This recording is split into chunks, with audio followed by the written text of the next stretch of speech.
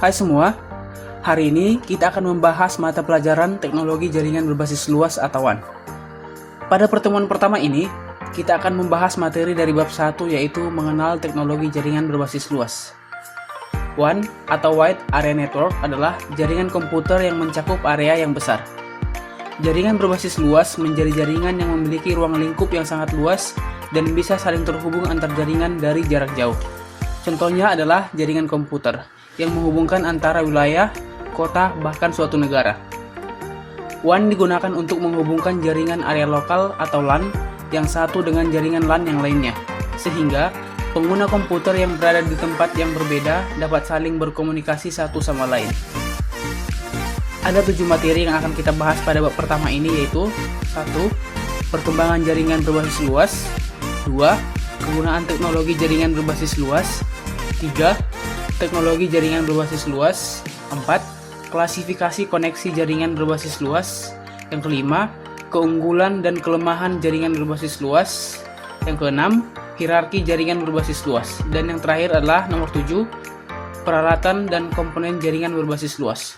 Namun, pada video kali ini, kita hanya akan membahas sampai pada nomor 4 saja. Langsung saja kita masuk ke materi yang pertama yaitu perkembangan jaringan berbasis luas atau WAN. WAN adalah suatu istilah yang tidak asing lagi bagi solusi IT sebuah perusahaan bisnis atau institusi. Era saat ini adalah era broadband, yang mana memiliki akses yang cepat dan kapasitas yang lebih besar. Sejarah pembentukan jaringan ini bermula pada tahun 1940-an di Amerika, yang mana terdapat sebuah penelitian yang ingin memanfaatkan penggunaan komputer secara bersama. Kemudian, terus berkembang hingga internet mulai diperkenalkan. Maka, sebagian besar LAN yang berdiri sendiri mulai berhubungan dan terbentuklah jaringan raksasa di tingkat dunia yang disebut dengan WAN atau Wide Area Network. Untuk menambah wawasan kalian, silahkan kalian cari apa perbedaan antara LAN dan WAN, yaitu bagaimana karakteristik, keunggulan, dan kelemahan masing-masing jaringan.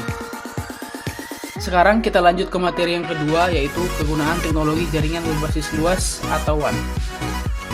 Kegunaan dari jaringan berbasis luas yaitu dapat mengoperasikan jaringan area dengan batas geografis yang luas, memungkinkan akses melalui interface serial yang beroperasi pada kecepatan yang rendah, memberikan koneksi full time yaitu selalu on atau part time yaitu tergantung pada permintaan. Kemudian dapat menghubungkan perangkat-perangkat yang terpisah melalui area global yang luas. Selanjutnya materi ketiga adalah teknologi jaringan berbasis luas. WAN digunakan untuk menghubungkan antar jaringan lokal sehingga pengguna komputer dapat saling berkomunikasi. Teknologi jaringan komputer berkembang pesat dan maju selama tahun 1960 sampai 1970-an. Ditandai dengan adanya LAN yaitu jaringan pada area lokal serta jaringan komputer yang lebih besar yaitu WAN. LAN dan WAN memungkinkan pertukaran informasi antar komputer, akan tetapi hanya terhenti pada batas-batas jaringan tersebut. Artinya, hanya pada daerah cakupan jaringan tersebut saja. Yang terakhir adalah materi klasifikasi koneksi jaringan berbasis luas atau WAN. Klasifikasi koneksi jaringan berbasis luas dibagi ke dalam 3 jenis. Yang pertama adalah paket switching. Paket switching adalah jalur komunikasi berdasarkan pada transmisi data dalam paket-paket yang memungkinkan data dari berbagai alat pada network untuk berbagi kanal komunikasi yang sama secara serentak. Keuntungan dari berbagi bandwidth dengan sesama pengguna adalah dapat menghemat biaya. Kekurangannya adalah paket switching hanya berjalan dengan baik jika transfer data tidak bersifat kontinu atau hanya diperlukan sewaktu-waktu. Selanjutnya yang kedua adalah lease line.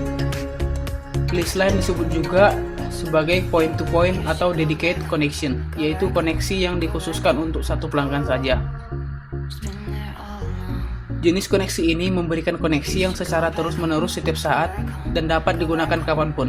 Namun kekurangannya adalah memerlukan biaya yang mahal. Yang ketiga adalah circuit switching.